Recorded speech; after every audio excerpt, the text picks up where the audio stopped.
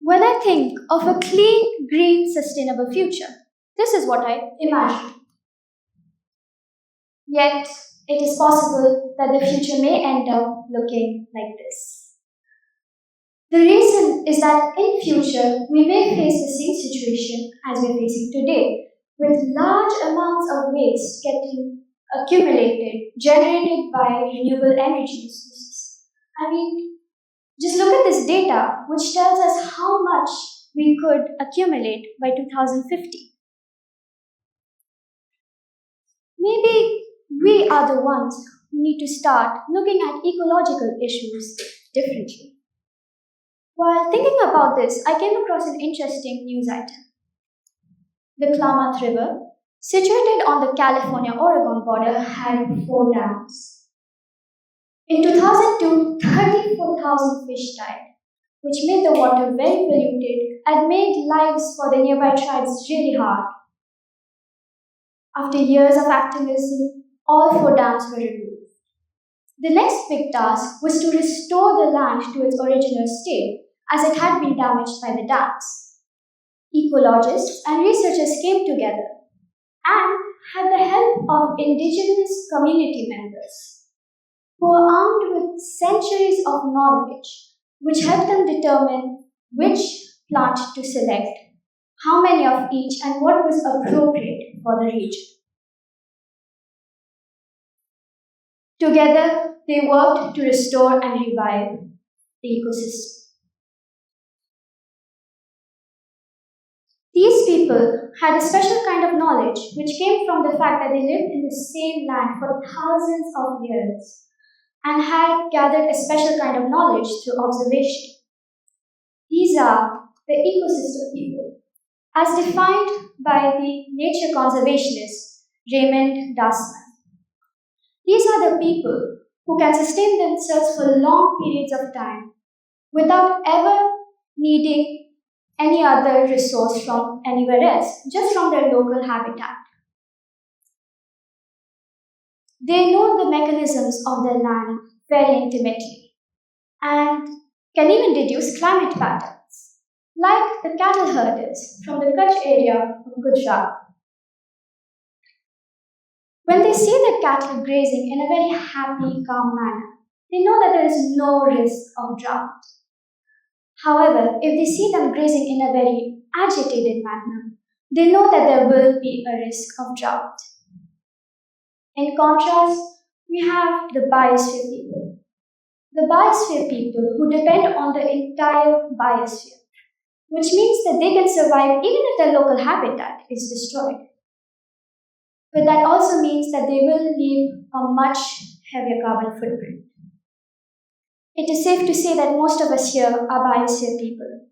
And in India, our kitchens are in trouble because of what is happening in the Strait of Hormuz many miles away.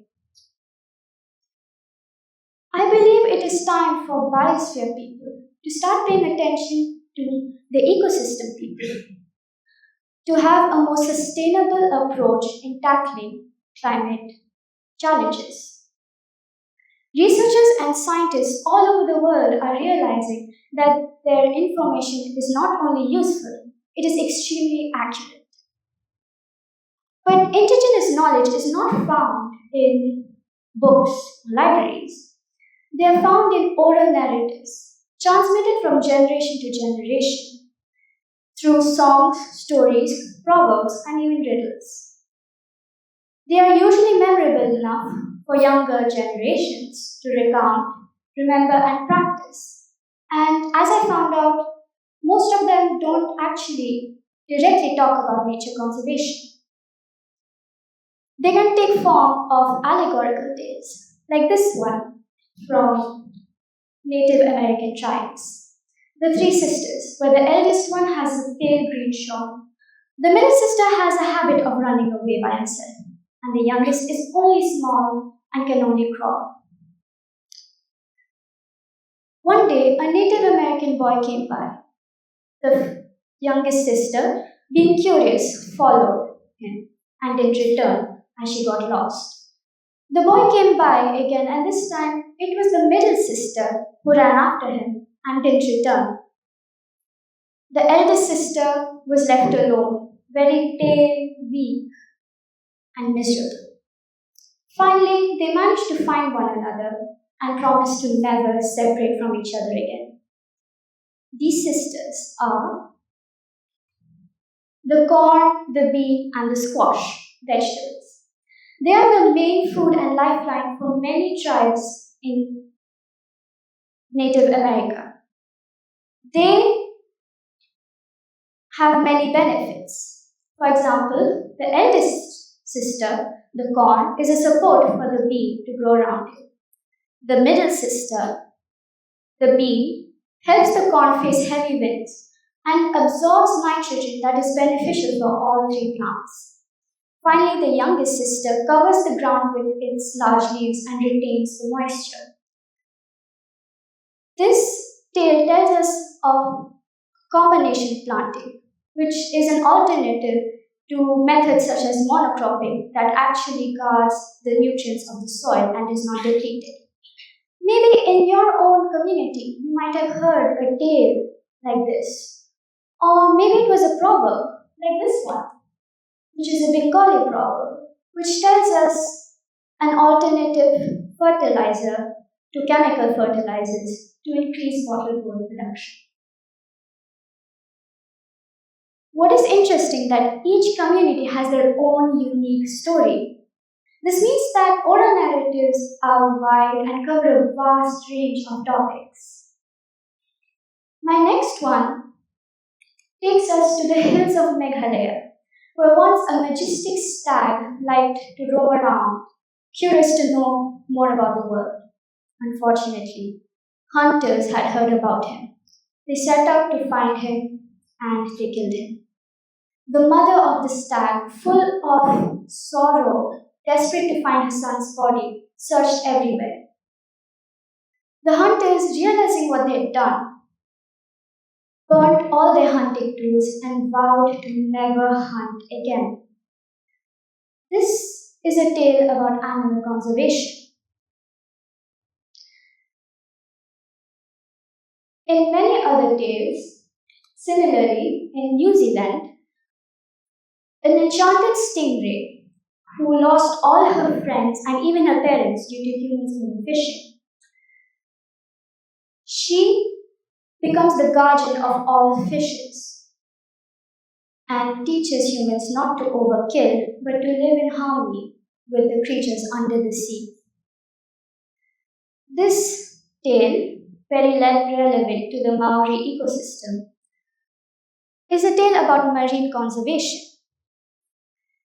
And if you notice in this story, the stingray has the role of a protector. In many other narratives, I've noticed that the role of the protector or the guardian is attributed to many different natural objects, like this one from Ghana. The story goes that one day, a young girl was trying to escape from a terrifying beast. She saw this tree and started to climb. The tree, being inhabited by the spirit of an ancestor, suddenly grew very tall, saving the girl from the beast on the ground. Even today, if a tree like this is cut, a priest comes and performs rituals for the dead tree. This tale tells us about tree conservation. It also helps us realize that the tree here is being protected and made sacred. I've noticed that in many different stories, the way that major conservation happens is ensured through many different ways in oral narratives, like the Corrigan from Brittany folklore. They are tiny, mischievous creatures, human-like, who guard specific natural spaces, like La Grotte des Corrigans or the Cave of Corrigans. If you ever meddle with these spaces or with the Corrigan, they will trick you or curse you. This instills a fear in humans, making them avoid the natural spaces and conserving these spaces. But mythical creatures aren't the only ones who have been protecting these natural spaces. For thousands of years, humans have kept a part of their nature sacred, untouched by human activity, such as sacred groves, a small cluster of trees that are vital havens for nature, surrounded by songs, tales, and taboos that stop any human from destroying it. They exist in many countries, from the Nemeton of Celtic culture to the Japanese sacred shrine forests.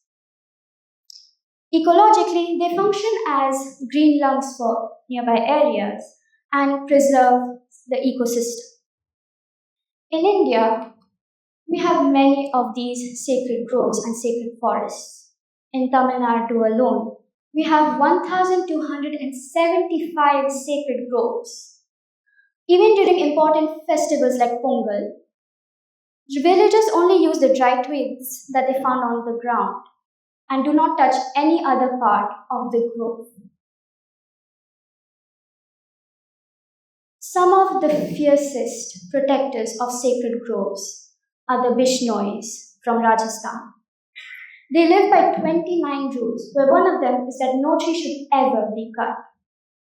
In 1730, 363 Bishnois sacrificed themselves by hugging the trees that were getting chopped off for the king of Jodhpur's new palace. The saying in the community goes that even if a head gets chopped off while saving a tree, it is only a small sacrifice for us.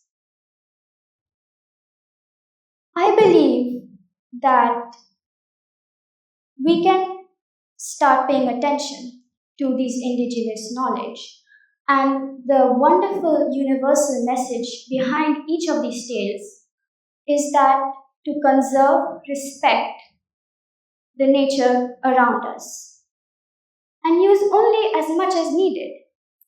By acknowledging indigenous insights and combining them with modern innovations, I believe we can take small steps locally and create a sustainable future globally.